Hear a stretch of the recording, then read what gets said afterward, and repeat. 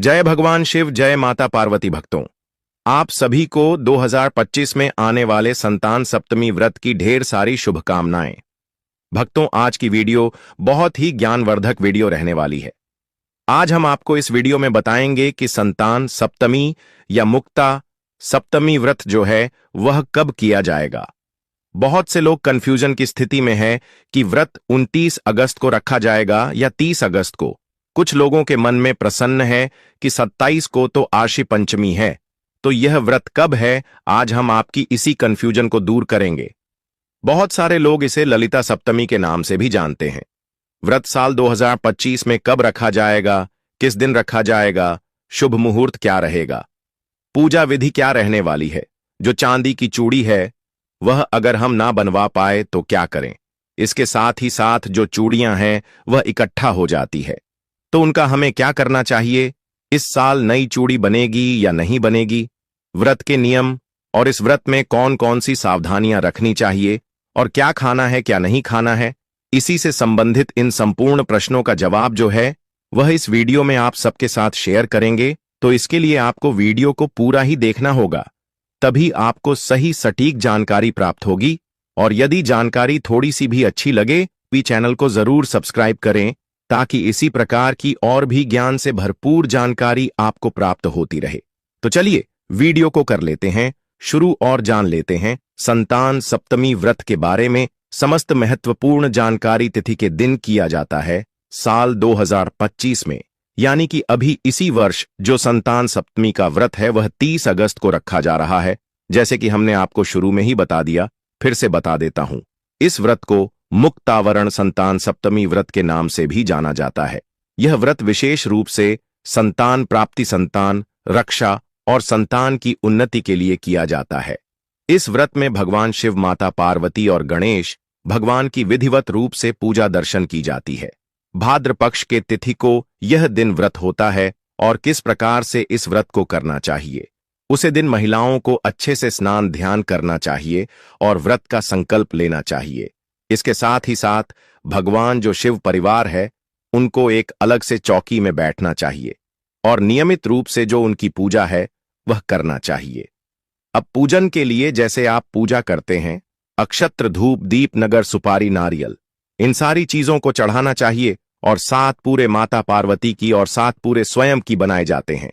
और इस व्रत में जो सबसे महत्वपूर्ण होता है वह होता है 7 पूये। यह जो पूये होते हैं एक बार में खाने होते हैं, सूर्यास्त से पहले खाने होते हैं। और उसके साथ ही साथ अगर आप नहीं खा पाते हैं तो आप छोटे पूये बनने, और अगर मान लीजिए कि आप पहले से ही नहीं जानते थे, आपने थोड़े बड़े पूये बना लिए हैं, तो माता पिता दोनों मिलकर खा सकते हैं, क्योंकि संतान दोनों की होती है। अगर दोनों भी मिलकर नहीं खा सकते हैं तो ऐसे में आप गाय को जो पूये है वह खिला सकती है। और इस व्रत में जो चूड़ी होती है वह बनती है, तो हर साल चूड़ी नहीं बनती है, मलमास में चूड़ी बनती है।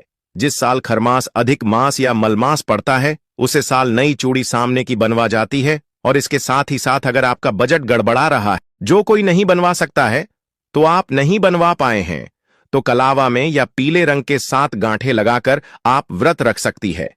अगर मान लीजिए कि आप चांदी ही पहनाना, चांदी भी अभी महंगी हो रही है। बहुत सारे लोगों के मन में यह प्रश्न आएगा कि ना बनवा पाए तो धागे से भी पूजा कर सकते।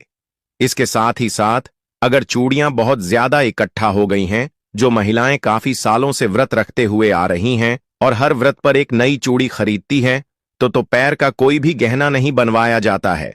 बाकी अगर आप उन चिड़ियों को तुड़वाकर गले का या फिर हाथ में बड़ा चूड़ा, मतलब पैर को छोड़कर अन्य कोई भी रहना बनवाकर पहन सकते हैं, या फिर आप उन्हें सुनार पर बदलवाकर बदले में सोने का कोई भी या चांदी का कोई भी चीज बनवा सकते हैं। कमर से ऊपर ही पहने, कमर से नीचे जो है वह पूजा पाठ की कोई भी चीज नहीं पहनी जाती है। इस बात का आपको विशेष रूप से ध्यान जो है वह रखना चाहिए।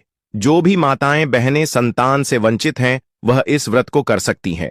और जिनके पास पुत्री रूपी धन है, पुत्र रूपी धन चाहती है, तो उनको भी संतान सप्तमी का व्रत करना चाहिए। संतान सप्तमी का व्रत जो है वह किस प्रकार से उठाया जाता है, तो यह मान लीजिए कि आपके पास संतान नहीं है, या मान लीजिए कि आपके पास पुत्रियां हैं और पुत्र की कामना को लेकर आप इस व्रत को कर रहे हैं, तो आप जब भी पूजा करें, जब शिव परिवार की पूजा करें, जब माता पार्वती की पूजन करें, क्योंकि जो पटिया होती है वह प्रथम होती है। तो जब आप माता पार्वती को प्रसन्न कर लेंगे तो महादेव अपने आप प्रसन्न हो जाएंगे। तो माता पार्वती से कहिए कि है मां, आप हमें पुत्र की प्राप्ति करवा। जब आप पुत्र की प्राप्ति करवा देंगे, यानी कि आपका आशीर्वाद से हमारे घर में पुत्र की प्राप्ति होगी, तो मैं, यानी कि अपने जैसे रह रही है, तो कामना ले लीजिए कि मैं चांदी की चूड़ी जो है वह बनवा कर रहूंगी, व्रत या छल्ला बनवा कर रहूंगी, यह सोने की चूड़ी बनवा कर रहूंगी। आपकी जो भी मान लीजिए समर्थ है, उसे हिसाब से व्रत जो है वह बोलकर आप व्रत कर सकती है। इसके साथ ही साथ इस व्रत में दूध नहीं खाया जाता है। इस बात का विशेष रूप से ध्यान जो है वह रखा जाता है। आप बहुत सारे लोगों का प्रश्न आएगा कि दूध क्यों नहीं खाया जाता है, तो कमेंट करके बताइए आखिर दूध क्यों नहीं खाया जाता। जिनको नहीं पता है तो आप हमें कमेंट में लिखिए, तो हम आपको बता देंगे कि क्यों दूध जो है वह नहीं खाया जाता है। संतान सप्तमी व्रत में आप पंचामृत बना सकते हैं, दही से पूये खा सकते हैं। दूध जो है वह केवल नहीं खाया जाता है। इस बात का आपको विशेष रूप से ध्यान जो है वह रखना चाहिए। जो भी बहाने व्रत कर रही है संतान सप्तमी का, उनको विधि विधान से पूजन अर्चन करना चाहिए। कथा जो है वह जरूर पढ़नी चाहिए, और कथा के अनुसार आपको सारी चीज जो है वह समझ में आ जाती है कि जो व्रत है वह किस प्रकार से किया जाता है। मीठे जो पूरे बनते हैं, साथ आपके वाले वह आप और आपके पति दोनों मिलकर खा सकते हैं। पति पत्नी दोनों व्रत रखना चाहते हैं तो अति उत्तम है, दोनों रख सकते हैं।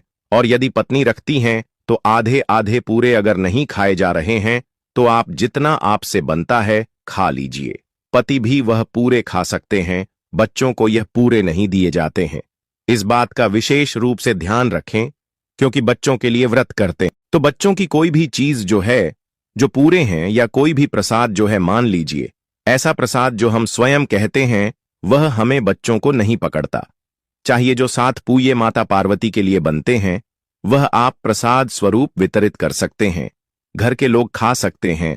आप जो ब्राह्मण कथा सुनने आते हैं उनको भी दे सकते हैं, या जो माली वगैरह आते हैं, जो मान लीजिए कि सामान देती है गौर माता, उनको भी दे सकती है।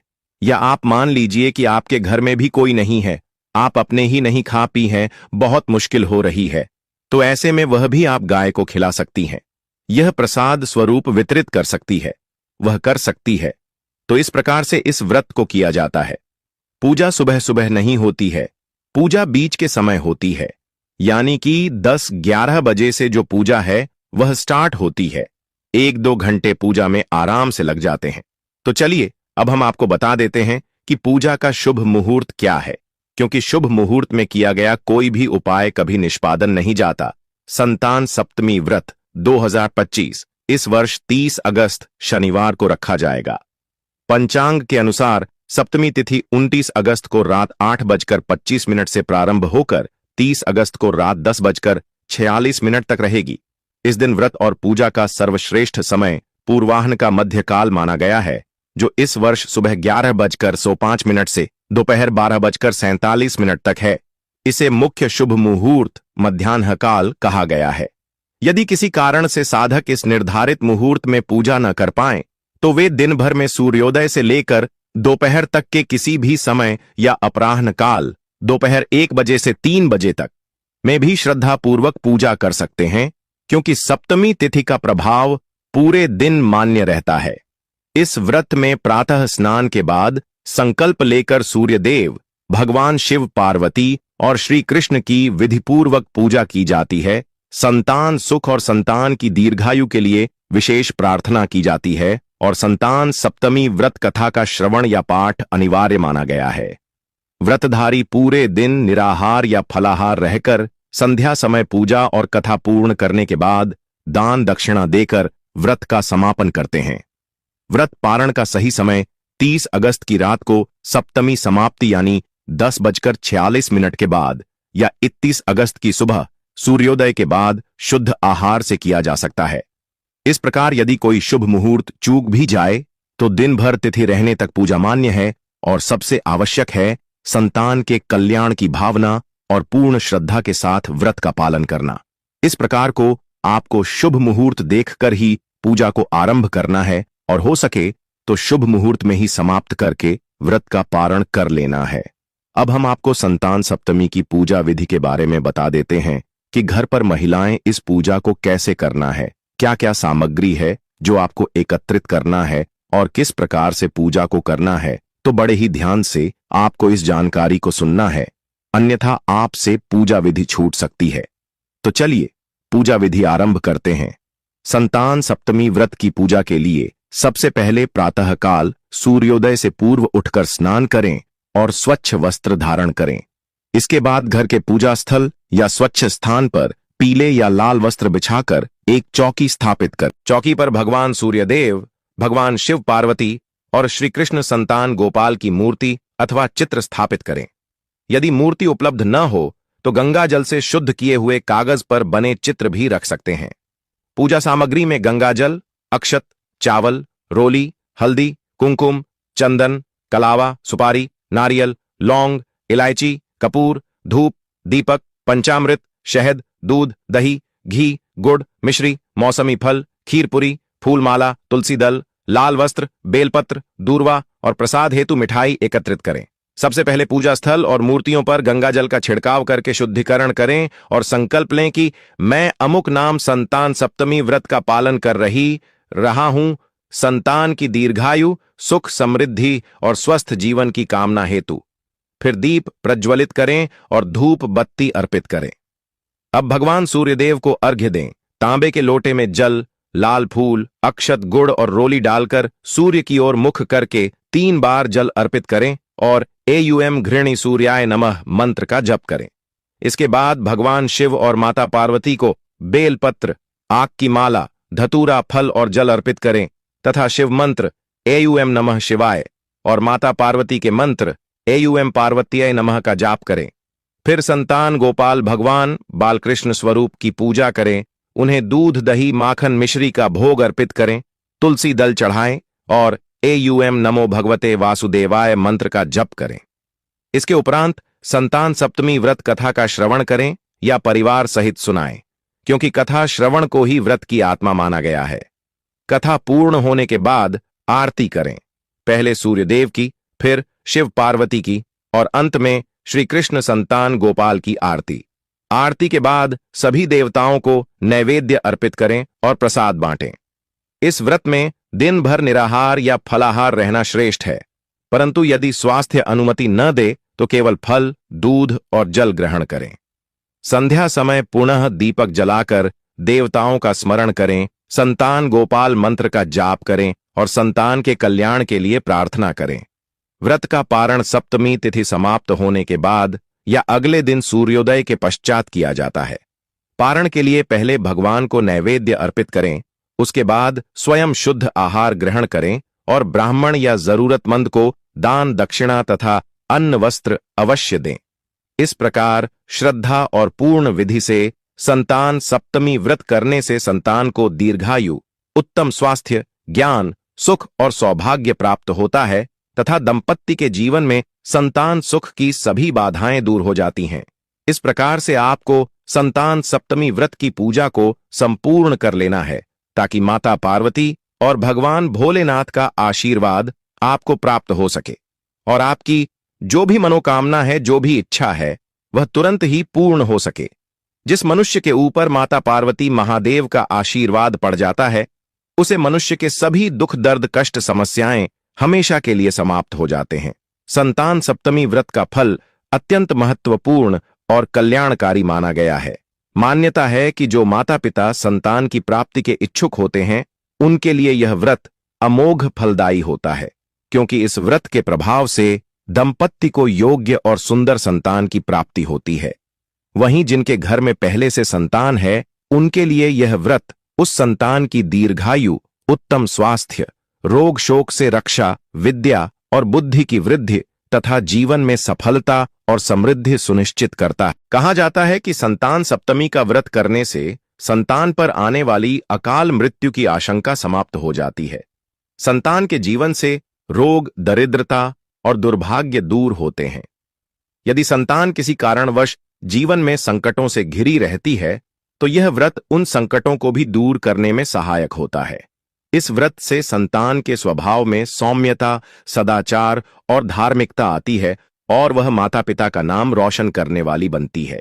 पौराणिक मान्यता यह भी है कि इस व्रत का पालन करने से पितृआण और संतान सुख से जुड़ी बाधाएं दूर हो जाती हैं और घर परिवार में हमेशा सुख शांति बनी रहती है। अतः यह व्रत न केवल संतान की उन्नति के लिए बल्कि पूरे परिवार की समृद्धि और कुल की वृद्धि के लिए अत्यंत शुभ एवं कल्याणकारी माना जाता है। चलिए माताएं बहनों, अब जान लेते हैं कि इस व्रत में हमें कौन सी गलतियां हैं जिन्हें करने से बचना चाहिए। जाने अनजाने में अगर यह गलती आपके द्वारा हो जाती है तो आपका व्रत टूट जाता है और आपकी मनोकामना अधूरी रह जाती है। इसलिए ध्यान से सुनिएगा, कहीं आप तो यह गलती नहीं कर रहे हैं। तो चलिए हम जान लेते हैं बारी बारी से कि कौन सी गलतियां हैं जो भूल से भी नहीं करना चाहिए। 1. अनाज और नमक का सेवन न करें। इस दिन व्रत करने वाली महिला को केवल फलाहार या निर्जल उपवास करना चाहिए। यदि गलती से भी अनाज, दाल, नमक या तैलीय भोजन ग्रहण कर लिया जाए तो व्रत टूट जाता है। 2. झूठ और कटु वचन से बचें। व्रत के दिन असत्य बोलना, कटु वचन बोलना, किसी का अपमान करना या झगड़ा करना व्रत की पवित्रता को नष्ट कर देता है। 3. सप्तमी तिथि का अनादर न करें। यदि तिथि परिवर्तन हो रहा हो तो सटीक समय देखकर ही पूजा करें। बिना तिथि के ध्यान दिए पूजा करने से व्रत का पुण्य घट जाता है। 4. काले और अपवित्र वस्त्र न पहने। इस दिन काले, फटे पुराने या गंदे वस्त्र पहनने से व्रत अशुभ हो जाता है। स्वच्छ, हल्के और पवित्र वस्त्र धारण करना चाहिए। 5. बालों में कंघी या तेल न लगाए। शास्त्रों के अनुसार सप्तमी के दिन विशेषकर संतान के व्रतों में बालों में तेल या साबुन शैम्पू का प्रयोग करना वर्जित माना जाता है। यह अशुभ फलदायी होता है। 6. पशु पक्षी या बच्चों को कष्ट न दें। व्रत करने वाली महिला को इस दिन विशेष ध्यान रखना चाहिए कि किसी पशु पक्षी, गाय, बकरी या छोटे बच्चे को कष्ट न पहुंचे। इससे संतान पर विपरीत प्रभाव पड़ता है। 7. व्रत के दिन सोना नहीं चाहिए। दिन में सोने से व्रत का पुण्य घट जाता है। कोशिश करें कि समय जप, पाठ, कथा श्रवण और सेवा में लगे। 8. पूजा सामग्री में कमी या लापरवाही न करें। पूजा करते समय दीपक, नैवेद्य, फूल, जल और कथा का सही ढंग से पालन करें। बीच में पूजा छोड़कर उठना या अपवित्र हाथ से प्रसाद बनाना वर्जित है। कुल मिलाकर इस व्रत में शुद्ध आचरण, संयमित भोजन, सत्य वचन, श्रद्धा और नियमबद्धता सबसे महत्वपूर्ण है। यदि इनमें से किसी में भी भूल हो जाए तो व्रत का फल अधूरा रह सकता है। संतान सप्तमी व्रत का मुख्य नियम है कि इस दिन व्रतधारी महिला को शुद्धता, सात्विकता और संयम का पालन करना चाहिए। सुबह जल्दी उठकर स्नान करके व्रत का संकल्प लिया जाता है और दिन भर भोजन में कठोर नियम अपनाए जाते हैं। इस व्रत में महिलाओं को अनाज, दाल, चावल, गेहूं, बेसन, मसालेदार और तैलीय भोजन क्योंकि ये व्रत को अशुद्ध करते हैं और संतान सुख तथा संतान की लंबी आयु के लिए रखे गए इस पवित्र व्रत का फल अधूरा कर देते हैं। इसी प्रकार नमक, सादा नमक और सेंधा नमक दोनों का प्रयोग भी इस दिन त्याज्य माना जाता है। अब बात करें कि महिलाओं को इस दिन क्या खाना चाहिए, तो शास्त्रों और परंपराओं में बताया गया है कि व्रतधारी महिला को दिन भर निराहार रहना उत्तम है, लेकिन यदि स्वास्थ्य कारणों से संभव न हो तो वह केवल फलाहार और दुग्धाहार कर सकती है। इस दिन मौसमी फल जैसे केले, सेब, अमरूद, अंगूर, पपीता, अनार, खरबूजा, तरबूज, नाशपाती आदि खा सकते हैं। फलाहार में सूखे मेवे जैसे बादाम, अखरोट, काजू, किशमिश, मखाने और नारियल भी ग्रहण किए जा सकते हैं। दूध, दही, मट्ठा, छाछ, शुद्ध घी और मक्खन मिश्री जैसे दुग्धजन्य पदार्थ इस दिन व्रतधारी को शक्ति भी देते हैं और पूजा में भी चढ़ाए जाते हैं, इसलिए उनका सेवन शुभ माना जाता है। इसी तरह गुड़, शहद और मिश्री का सेवन भी इस दिन व्रत का पुण्य बढ़ाता है। कई स्थानों पर परंपरा के अनुसार महिलाएं उपवास में केवल जल और दूध लेकर दिन भर व्रत करती हैं और संध्या के समय कथा और पूजा के पश्चात फलाहार ग्रहण करती हैं। ध्यान रहे कि इस दिन भोजन बनाते समय लहसुन, प्याज, गरिष्ठ मसालों और मिर्च का प्रयोग नहीं होना चाहिए। भोजन पूर्णतः सात्विक, बिना नमक का और पवित्र होना चाहिए। व्रत के समय ताजे फल और दूध को भगवान को अर्पित करके ही ग्रहण करना श्रेष्ठ माना गया है। संतान सप्तमी का व्रत पूरी तरह शुद्धता और संयम का प्रतीक है, इसलिए महिलाओं को भोजन में भी संयम रखना चाहिए। अधिक भोजन नहीं करना चाहिए, बल्कि जितना शरीर को सहन हो उतना ही ग्रहण करें। इस दिन झूठा, बासी, दूषित या बाहर का भोजन खाना सख्त वर्जित है, क्योंकि इससे व्रत का पुण्य नष्ट हो जाता है। व्रतधारी महिला को अपने हाथ से या शुद्ध परिवारजन के हाथ से बनाया भोजन ही ग्रहण करना चाहिए। यदि किसी कारणवश शरीर अशक्त हो जाए तो फल और दूध के साथ साथ पानी में भीगाए हुए चने, मूंगफली या मखाने का हल्का सेवन किया जा सकता है। कुल मिलाकर इस दिन महिलाओं को केवल सात्विक फलाहार, दूध, दही, सूखे मेवे, मिश्री, गुड़ और नैवेद्य में अर्पित किए गए शुद्ध प्रसाद का ही सेवन करना चाहिए और नमक, अनाज, तैलीय पकवान, मांसाहार और नशे जैसी अपवित्र चीजों से दूर रहना चाहिए। इस प्रकार का नियम और संयम रखने से न केवल व्रत का फल मिलता है, बल्कि यह व्रत संतान की दीर्घायु, उत्तम स्वास्थ्य, अच्छे संस्कार और कुल की उन्नति का आशीर्वाद भी प्रदान करता है। चलिए अब जान लेते हैं कि इसके पीछे पौराणिक कथा क्या है, जिससे यह व्रत रखा जाता है और इसका क्या फल प्राप्त होता है, यह भी हम आपको बता देते हैं। एक समय की बात है, प्राचीन भारत में एक नगर में एक प्रतापी राजा राज्य करता था। उसकी रानी बड़ी ही धर्मपरायण और सुंदर थी, लेकिन दोनों को एक दुख सताता था कि उनके घर में संतान नहीं थी। उन्होंने यज्ञ, हवन, दान, तप सब किया, पर संतान सुख न मिला। रानी दिन रात दुखी रहती और भगवान से प्रार्थना करती कि हे प्रभु, मेरे जीवन का यह सबसे बड़ा अभाव दूर कीजिए। एक दिन महर्षि नारद उनके महल में आए। राजा और रानी ने उनकी सेवा की और अपनी व्यथा सुनाई। तब नारद जी ने कहा, हे राजन, संतान सुख की प्राप्ति के लिए आप दोनों संतान सप्तमी का व्रत करें। यह व्रत संतान प्राप्ति और संतान की रक्षा के लिए सर्वोत्तम माना गया है। राजा और रानी ने पूरे विधि विधान से व्रत का पालन किया, कथा सुनी, पूजा की और श्रद्धा पूर्वक दान दक्षिणा दी। परिणाम स्वरूप रानी के गर्भ से एक सुंदर और तेजस्वी पुत्र का जन्म हुआ। उस दिन से नगर में उत्सव मनाया जाने लगा। समय बीतता गया, बालक बड़ा हुआ, विद्वान और वीर बनकर माता पिता का नाम रोशन करने लगा। लेकिन पौराणिक कथा यहीं समाप्त नहीं होती। कहा जाता है कि एक बार वह बालक गंभीर रोग से पीड़ित हो गया और मृत्यु के द्वार तक पहुंच गया। राजा और रानी ने चारों ओर वैद्य बुलाए, लेकिन कोई उपाय काम न आया। रानी ने पुनः श्रद्धा से संतान सप्तमी का व्रत किया। दिन रात भगवान सूर्यदेव, भगवान शिव और माता पार्वती से प्रार्थना की। व्रत की कथा सुनी और व्रत का फल संतान के जीवन की रक्षा के लिए समर्पित कर दिया। उस व्रत की शक्ति से बालक के प्राण बच गए और वह स्वस्थ होकर पुनः जीवन में लौटा। तभी से यह मान्यता है कि जो भी माता संतान सप्तमी का व्रत करती है, उसकी संतान कभी अकाल मृत्यु को प्राप्त नहीं होती और वह रोग व्याधियों से मुक्त होकर दीर्घायु, तेजस्वी और कुल का गौरव बनती है। कथा का एक और रूप यह भी प्रचलित है कि एक ब्राह्मण दंपत्ति की 7 पुत्रियां थीं। वे सब नियम पूर्वक व्रत करती थीं, लेकिन सबसे छोटी बेटी आलस्य के कारण व्रत का पालन ठीक से नहीं करती थी और बिना सोचे समझे सात्विकता भंग कर देती थी।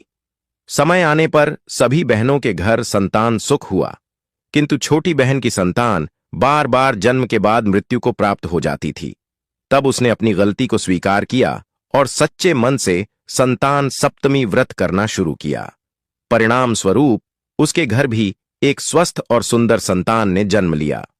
इस कथा से यह शिक्षा मिलती है कि व्रत को पूरी श्रद्धा, शुद्धता और नियम के साथ करना चाहिए। अतः माता पिता को इस दिन पूरे मन, वचन और कर्म से भगवान सूर्यदेव, शिव पार्वती और संतान गोपाल श्री कृष्ण की पूजा करनी चाहिए और यह व्रत करना चाहिए, क्योंकि इस व्रत से संतान की रक्षा होती है, संतान का जीवन मंगलमय होता है और घर परिवार सुख, शांति और समृद्धि से भर जाता है। भक्तों, आज हम आपको बताएंगे कि पूजा में उपयोग किए जाने वाले दिए और मंदिर की घंटी से जुड़ी कुछ महत्वपूर्ण बातें, जिनका सही तरह से पालन करने से आपकी पूजा का फल कई गुना बढ़ सकता है। अक्सर लोग इन छोटी छोटी बातों को नजरअंदाज कर देते हैं जिससे पूजा का पूरा लाभ नहीं मिल पाता। तो आइए जानते हैं कि दिए और घंटी का सही उपयोग कैसे करें। सबसे पहले बात करते हैं मिट्टी के दिए की। जब भी कोई बड़ा त्योहार आता है, खासकर दिवाली, नवरात्रि या किसी विशेष पूजा अनुष्ठान का आयोजन होता है, तब मिट्टी के दिए जलाने की परंपरा होती है। यह बहुत ही शुभ माना जाता है। घर के मंदिर में या दरवाजे के पास इसे जलाने से घर में सकारात्मक ऊर्जा बनी रहती है। मिट्टी का दिया शुभता का प्रतीक माना गया है और इसका उपयोग करने से किसी भी प्रकार का वास्तु दोष नहीं होता। लेकिन मंदिर में इसके उपयोग से जुड़ा एक विशेष नियम है जिसे बहुत कम लोग जानते हैं। मिट्टी के दिए को केवल एक बार जलाने के बाद दोबारा मंदिर में नहीं रखना चाहिए। हर बार नया मिट्टी का दिया जलाना ही शुभ माना गया है। ऐसा करने से घर में सुख समृद्धि बनी रहती है और देवी देवताओं की कृपा प्राप्त होती है। अब बात करते हैं धातु के दियों की। आपने देखा होगा कि कई लोग पूजा में पीतल या तांबे के दियों का उपयोग करते हैं। ये दिए न सिर्फ दिखने में सुंदर लगते हैं, बल्कि इनका धार्मिक महत्व भी बहुत ज्यादा है। अगर आप भी धातु के दिए का उपयोग करते हैं तो इसकी शुद्धता बनाए रखना बेहद जरूरी है। पूजा में उपयोग किए जाने वाले किसी भी चीज को अशुद्ध नहीं रखना चाहिए, खासकर दिया तो बिल्कुल भी नहीं। इसलिए इसे रोज साफ करना चाहिए। सबसे अच्छा तरीका है कि इसे गंगा जल से धोया जाए। गंगा जल से इसे शुद्ध करने से इसकी पवित्रता बनी रहती है और घर में सकारात्मक ऊर्जा का प्रवाह होता है। कई लोग इसे हफ्ते में 1 या 2 बार ही साफ करते हैं, लेकिन ऐसा करने से यह पूरी तरह से शुद्ध नहीं हो पाता। इसलिए इसे रोज धोने की आदत बनाएं। अब आगे इस वीडियो में हम आपको बताएंगे कि मंदिर की घंटी को कब और कैसे साफ करना चाहिए और इसे कितनी बार बजाना चाहिए। इसलिए इस ज्ञानवर्धक जानकारी को अधूरा छोड़कर मत जाइए। वीडियो को पूरा देखिए ताकि आपको सही जानकारी प्राप्त हो सके। भक्तों, अब बात करते हैं घर के मंदिर में रखी घंटी के महत्व और सही उपयोग की। आपने देखा होगा कि हर मंदिर में घंटी जरूर होती है, चाहे वह घर का मंदिर हो या कोई बड़ा देवालय। इसकी मधुर ध्वनि जहां एक ओर सकारात्मक ऊर्जा को बढ़ाती है, वहीं दूसरी ओर नकारात्मक शक्तियों को दूर भी करती है। लेकिन क्या आप जानते हैं कि घंटी को सही दिशा में रखना और सही विधि से बजाना बहुत जरूरी होता है। अगर इसे गलत दिशा में रखा जाए या गलत तरीके से बजाया जाए तो यह शुभ फल देने के बजाय विपरीत प्रभाव भी डाल सकती है। घर के मंदिर में आमतौर पर पीतल की घंटी ही देखी जाती है क्योंकि यह सबसे शुभ मानी जाती है। ध्यान देने वाली बात यह है कि घंटी को कभी भी दक्षिण दिशा में नहीं रखना चाहिए क्योंकि इसे अशुभ माना जाता है।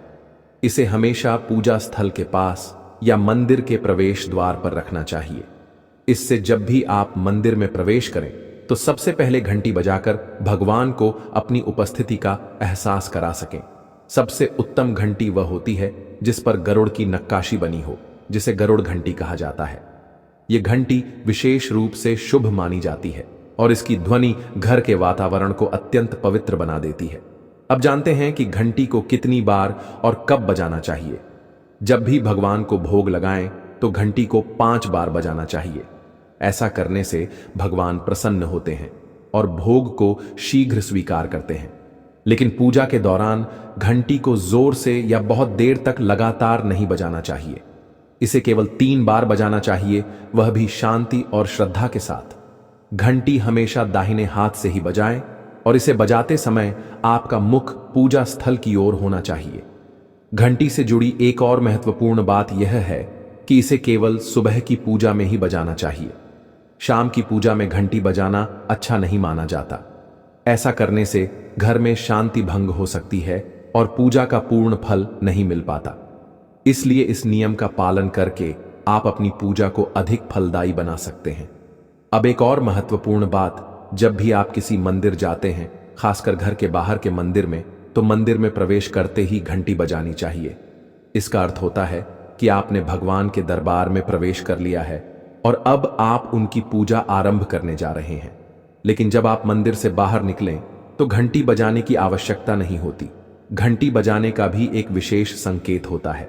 अगर आप एक बार घंटी बजाते हैं तो इसका अर्थ होता है कि आपने मंदिर में प्रवेश किया और भगवान को अपनी उपस्थिति का संकेत दिया। अगर आप 2 बार घंटी बजाते हैं तो इसका अर्थ होता है कि आप अपनी प्रार्थना और मन की बातें भगवान के समक्ष रख रहे हैं। यह छोटी छोटी बातें दिखने में भले ही सामान्य लगें, लेकिन इनका गहरा आध्यात्मिक महत्व है। तो भक्तों, इन नियमों का पालन करें और अपनी पूजा को और भी प्रभावशाली बनाएं। अब आगे हम आपको कुछ ऐसी बातें बताने जा रहे हैं जिन्हें शायद ही कोई आपको बताएगा, इसलिए इस ज्ञानवर्धक जानकारी को अधूरा छोड़कर मत जाइए। पूरी बात ध्यान से सुनिए ताकि आप भगवान को आसानी से प्रसन्न कर सकें। लेकिन उससे पहले, अगर आप भी चाहते हैं कि लक्ष्मी माता का आशीर्वाद आप पर बना रहे, तो इस वीडियो को एक लाइक करें और आपके अपने चैनल को सब्सक्राइब कर लें और कमेंट बॉक्स में जय लक्ष्मी माता जरूर लिखें। इससे हमें मोटिवेशन मिलता है, जिससे हम आप लोगों के लिए और अच्छे अच्छे वीडियो बना पाते हैं। और साथ ही आप अपनी राशि को कमेंट बॉक्स में जरूर डाल दें, क्योंकि हम राशि से जुड़ा भाग्य भी बताते हैं और भाग में चल रही परेशानियों को तत्काल दूर करने के लिए आसान से आसान उपाय भी बताते हैं। इसलिए आप अपनी राशि कमेंट बॉक्स में जरूर डाल दें। भक्तों, अब हम आपको बताने जा रहे हैं पूजा घर से जुड़े कुछ बेहद जरूरी नियम, जिनका सही तरीके से पालन करने से आपकी पूजा का प्रभाव कई गुना बढ़ सकता है। कई लोग अनजाने में ऐसी गलतियां कर बैठते हैं जो पूजा का पूरा फल मिलने में रुकावट बन जाती हैं। अगर आप चाहते हैं कि आपकी भक्ति भगवान तक पहुंचे और घर में सुख समृद्धि बनी रहे, तो इन बातों को जरूर ध्यान में रखें। सबसे पहली और महत्वपूर्ण बात यह है कि पूजा करते समय आपका मुख हमेशा पूर्व दिशा की ओर होना चाहिए। यह दिशा बहुत शुभ मानी जाती है, क्योंकि इससे सकारात्मक ऊर्जा का प्रवाह बढ़ता है और पूजा का प्रभाव तेज होता है। हालांकि अगर किसी कारणवश पूर्व दिशा में बैठकर पूजा करना संभव न हो, तो पश्चिम दिशा की ओर मुंह करके भी पूजा की जा सकती है, लेकिन सबसे उत्तम दिशा पूर्व ही मानी गई है। उत्तर दिशा में बैठकर भी पूजा की जा सकती है, लेकिन दक्षिण दिशा की ओर मुख करके पूजा करना वर्जित माना गया है। अब बात करते हैं पूजा घर की सही जगह की। घर की सीढ़ियों के पास या उनके नीचे पूजा स्थल बनाना अशुभ माना जाता है। इससे पूजा स्थल में नकारात्मक ऊर्जा का संचार हो सकता है, जिससे घर में शांति भंग हो सकती है। इसलिए पूजा घर को हमेशा ऐसी जगह बनाएं जहां शांति बनी रहे और वहां कोई अव्यवस्था न हो। भगवान का आसन हमेशा ऊंचा होना चाहिए। इसका अर्थ यह है कि जहां आप बैठते हैं वहां से भगवान की मूर्ति कम से कम 10 इंच ऊंची होनी चाहिए। भगवान की प्रतिमा को सीधे जमीन पर रखना अशुभ माना जाता है। इससे न केवल पूजा का प्रभाव कम होता है, बल्कि घर की सकारात्मक ऊर्जा भी प्रभावित हो सकती है। ऊंचा आसन रखने से ऊर्जा का प्रवाह सही दिशा में होता है और पूजा स्थल में पवित्रता बनी रहती है। जब भी आप पूजा करें तो हमेशा किसी चटाई, आसन या कालीन पर बैठकर ही करें। यह न केवल आरामदायक होता है, बल्कि इससे आपकी एकाग्रता और श्रद्धा भी बढ़ती है। छोटे आसन पर बैठकर पूजा करना भी शुभ होता है, लेकिन ध्यान रहे कि आपका आसन भगवान के आसन से ऊंचा ना हो। ऐसा करने से पूजा का महत्व बढ़ता है और भगवान के प्रति श्रद्धा व सम्मान का भाव प्रकट होता है। अब एक और बेहद महत्वपूर्ण बात जो बहुत से लोग भूल जाते हैं, पूजा घर में कभी भी मुरझाए हुए या सूखे फूल नहीं रखने चाहिए।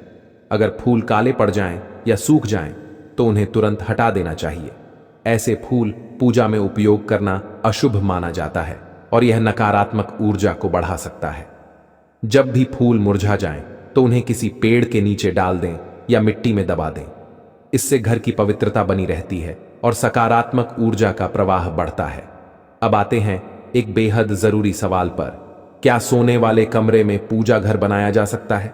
अगर आपके पास अलग से पूजा घर बनाने की जगह नहीं है और आपको मजबूरी में अपने बेडरूम में ही मंदिर बनाना पड़ रहा है, तो एक विशेष नियम का पालन करना बहुत जरूरी है। रात के समय मंदिर को पर्दे या कपड़े से ढक देना चाहिए। ऐसा करने से वहां से निकलने वाली ऊर्जा आपकी नींद और मन को प्रभावित नहीं करती। भक्तों, यह छोटे छोटे नियम दिखने में साधारण लग सकते हैं, लेकिन इनका प्रभाव बहुत गहरा होता है। अगर आप इनका सही तरीके से पालन करते हैं तो न केवल आपकी पूजा सफल होगी, बल्कि आपके घर में सुख, शांति और समृद्धि भी बनी रहेगी। तो इन नियमों को अपनाइए और भगवान की कृपा हमेशा अपने जीवन में बनाए रखिए। भक्तों, सनातन परंपरा में पूजा का बहुत गहरा महत्व है। और इसे सही विधि विधान से करने पर ही इसका संपूर्ण लाभ मिलता है। आज हम आपको कुछ खास बातें बताएंगे जिनका ध्यान रखना बहुत जरूरी है ताकि आपकी पूजा पूरी तरह फलदायी हो सके। सबसे पहली और महत्वपूर्ण बात यह है कि पूजा करते समय काले कपड़े पहनने से बचना चाहिए। ऐसा माना जाता है कि काला रंग नकारात्मक ऊर्जा को आकर्षित करता है, जिससे पूजा की शुद्धता प्रभावित हो सकती है। जब भी पूजा करें तो हल्के और शुभ रंग के वस्त्र पहने, जैसे सफेद, पीला, गुलाबी या लाल, ताकि मन शांत और सकारात्मक बना रहे।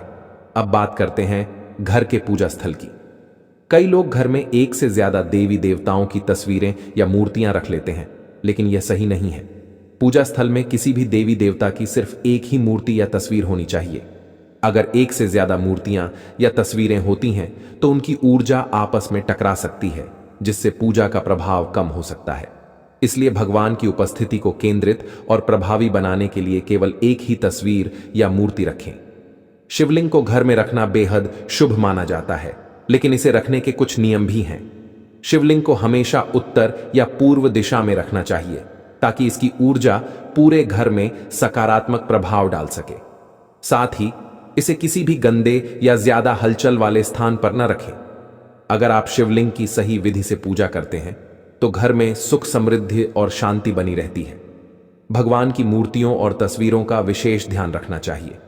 अगर कोई मूर्ति या तस्वीर टूट जाती है तो उसे तुरंत पूजा स्थल से हटा देना चाहिए। टूटी हुई मूर्तियां घर में नकारात्मक प्रभाव डाल सकती हैं और पूजा का प्रभाव भी कम हो जाता है। ऐसी मूर्तियों का विधि विधान से सही स्थान पर विसर्जन करना ही उचित होता है। अब बात करते हैं उन चीजों की जो पूजा स्थल पर रखनी बहुत शुभ मानी जाती है। पूजा स्थल पर एक शंख जरूर होना चाहिए, क्योंकि शंख की ध्वनि से नकारात्मक ऊर्जा दूर होती है और घर में शुभता आती है। इसी तरह गोमती चक्र भी बहुत प्रभावी होता है, जो घर में सुख, समृद्धि और धन वृद्धि को आकर्षित करता है। इसके अलावा पूजा स्थल पर एक पात्र में शुद्ध जल रखना चाहिए, जिसे रोज बदलना जरूरी है ताकि घर की ऊर्जा हमेशा पवित्र बनी रहे। पूजा स्थल की सफाई का भी विशेष ध्यान रखना चाहिए। गंदगी से नकारात्मकता बढ़ती है और पूजा का प्रभाव कम हो जाता है। रोजाना पूजा स्थल को अच्छे से साफ करें और वहां की व्यवस्था को सुंदर बनाए रखें। जब पूजा स्थल स्वच्छ और व्यवस्थित रहेगा तो वहां बैठकर ध्यान लगाना भी आसान होगा और पूजा का संपूर्ण फल मिलेगा। भक्तों, अगर इन सभी बातों का सही तरह से पालन किया जाए तो पूजा का प्रभाव कई गुना बढ़ जाता है और भगवान की कृपा भी हमेशा बनी रहती है। इसीलिए अपने पूजा स्थल को पवित्र और सकारात्मक बनाए रखें ताकि आपके जीवन में सुख, शांति और समृद्धि बनी रहे। भक्तों, आज हम आपको पूजा मंदिर से जुड़े कुछ ऐसे नियम बताने जा रहे हैं जिनका पालन करने से आपकी पूजा का प्रभाव कई गुना बढ़ सकता है। जब भी घर में पूजा का स्थान बनाएं तो हमेशा इस बात का ध्यान रखें कि वह घर के सबसे शांत और पवित्र स्थान पर हो। उत्तर पूर्व दिशा को पूजा के लिए सबसे शुभ माना गया है, क्योंकि यह दिशा सकारात्मक ऊर्जा को आकर्षित करती है और भगवान की कृपा प्राप्त करने में मदद करती है। कई लोग गलती से पूजा स्थल को बेडरूम या रसोई के पास बना लेते हैं, लेकिन यह सही नहीं है। बेडरूम आराम और निजी जीवन से जुड़ा होता है, जबकि रसोई में भोजन पकाने से उठने वाली ऊर्जा पूजा स्थल की पवित्रता को प्रभावित कर सकती है। इसलिए हमेशा कोशिश करें कि पूजा का स्थान इन जगहों से दूर और शांत वातावरण में हो, ताकि ध्यान केंद्रित करने में कोई विघ्न न आए और आपकी भक्ति सही दिशा में आगे बढ़े। अब भक्तों, हम आपको एक ऐसी खास बात बताने जा रहे हैं जो शायद आपको लाखों करोड़ों रुपए खर्च करने के बाद भी कोई न बताए। लेकिन उससे पहले आपसे एक छोटा सा निवेदन है। अगर आप चाहते हैं कि हम आपको और भी अद्भुत और सरल उपाय बताते रहें तो अपनी राशि हमें कमेंट में जरूर बताएं। चलिए अब बात करते हैं पूजा में दीपक जलाने के सही नियमों की। पूजा में दीपक जलाना बहुत शुभ माना जाता है, लेकिन इसे सही तरीके से जलाना बेहद जरूरी है। सही तरीके से दीपक जलाने से घर में सकारात्मक ऊर्जा का संचार होता है और भगवान की कृपा प्राप्त होती है। दीपक को हमेशा भगवान की मूर्ति के सामने रखना चाहिए ताकि उसका प्रकाश ईश्वर के आशीर्वाद और कृपा का प्रतीक बने। जब दीपक की रोशनी भगवान पर पड़ती है तो पूजा स्थल दिव्य ऊर्जा से भर जाता है और पूरा वातावरण पवित्र हो जाता है। अब एक बहुत महत्वपूर्ण बात, कभी भी खंडित या टूटा हुआ दीपक न जलाएं, क्योंकि इससे पूजा में अपवित्रता आ सकती है और शुभता बाधित हो सकती है। साथ ही एक और ध्यान देने वाली बात यह है कि पूजा में एक साथ 2 दीपक नहीं जलाने चाहिए। ऐसा करने से ऊर्जा का संतुलन बिगड़ सकता है। एक और बेहद खास नियम यह है कि घी और तेल के दीपक को कभी एक साथ नहीं जलाना चाहिए। घी और तेल की ऊर्जा अलग अलग होती है और अगर दोनों को एक साथ जलाया जाए तो पूजा की शक्ति प्रभावित हो सकती है। वास्तुशास्त्र के अनुसार अगर आप घी और तेल दोनों दीपक जलाना चाहते हैं तो उनका सही स्थान निर्धारित करें। घी का दीपक हमेशा बाईं ओर और तेल का दीपक दाईं ओर रखना चाहिए। इससे पूजा स्थल की ऊर्जा संतुलित रहती है और घर में सुख समृद्धि बनी रहती है। प्रिय भक्तों, दीपक जलाना सिर्फ एक परंपरा नहीं, बल्कि यह हमारी पूजा का सबसे महत्वपूर्ण हिस्सा होता है। दीपक की रोशनी भगवान के आशीर्वाद का प्रतीक मानी जाती है और इसका सही तरीके से जलाया जाना बहुत जरूरी होता है। आज हम आपको दीपक जलाने के कुछ ऐसे नियम बताएंगे जिन्हें जानकर आप अपनी पूजा का प्रभाव कई गुना बढ़ा सकते हैं और अपने घर में सकारात्मक ऊर्जा को बनाए रख सकते हैं। सबसे पहले यह जानना जरूरी है कि दीपक को कहां रखना चाहिए और कहां नहीं। ज्योतिष शास्त्र के अनुसार दीपक को कभी भी पश्चिम दिशा में नहीं रखना चाहिए, क्योंकि यह दिशा नकारात्मक ऊर्जा को आकर्षित करती है और इससे पूजा का प्रभाव कम हो सकता है। दीपक को हमेशा उत्तर या पूर्व दिशा में रखना चाहिए, क्योंकि ये दिशाएं सकारात्मक ऊर्जा को बढ़ाती हैं और पूजा को फलदायी बनाती हैं। जब भी दीपक जलाएं तो उसकी बत्ती का मुंह पूर्व या उत्तर दिशा की ओर ही रखें। यह दिशा ऊर्जा को संतुलित रखती है और आपकी पूजा में दिव्यता और शक्ति का संचार करती है। एक और बहुत जरूरी बात यह है कि घी के दीपक में हमेशा रुई की बत्ती का उपयोग करें, जबकि तेल के दीपक में लाल मौली से बनी बत्ती का प्रयोग करें। रुई की बत्ती से दीपक की ज्योति स्थिर और साफ रहती है, जबकि लाल मौली वाली बत्ती वातावरण में सकारात्मक ऊर्जा का संचार करती है। नवरात्रि और विशेष पर्वों के दौरान दीपक जलाने के नियम और भी खास हो जाते हैं। माता लक्ष्मी और माता दुर्गा की पूजा में गोल बत्ती वाला दीपक जलाने से बचना चाहिए, क्योंकि यह अनिष्ट फल देने वाला माना जाता है। इसलिए हमेशा यह ध्यान रखें कि विशेष अवसरों पर दीपक का आकार और उसकी बत्ती सही हो, ताकि देवी देवताओं की कृपा प्राप्त हो सके। इसके अलावा घी का दीपक जलाने के तुरंत बाद तेल का दीपक न जलाएं। दोनों दीपकों के बीच थोड़ा अंतर रखें, ताकि ऊर्जा का संतुलन बना रहे और वातावरण शुद्ध बना रहे। दीपक जलाने का सही समय भी बहुत मायने रखता है। जब भी दीपक जलाएं तो यह ध्यान दें कि भगवान जागृत अवस्था में हो। सुबह और संध्या का समय पूजा और ध्यान के लिए सबसे उत्तम माना जाता है। सुबह पूजा के दौरान दीपक जलाने से दिन भर सकारात्मक ऊर्जा बनी रहती है और संध्या आरती के समय दीपक जलाने से नकारात्मक शक्तियां दूर होती हैं। भक्तों, दीपक जलाने का महत्व सिर्फ धार्मिक दृष्टि से ही नहीं, बल्कि वास्तुशास्त्र और ज्योतिष शास्त्र में भी बहुत गहरा बताया गया है। दीपक की रोशनी घर में 7 चक्रों को संतुलित करती है, नकारात्मकता को समाप्त करती है और पूरे वातावरण को शुद्ध बनाती है। इससे न सिर्फ आपके घर की ऊर्जा बदलती है, बल्कि मानसिक शांति भी प्राप्त होती है। इसलिए जब भी दीपक जलाएं तो इन नियमों का पूरा ध्यान रखें। इससे आपकी पूजा और जीवन में भगवान की कृपा हमेशा बनी रहेगी और आपके घर में सुख, समृद्धि और सकारात्मकता का प्रवाह निरंतर बना रहेगा।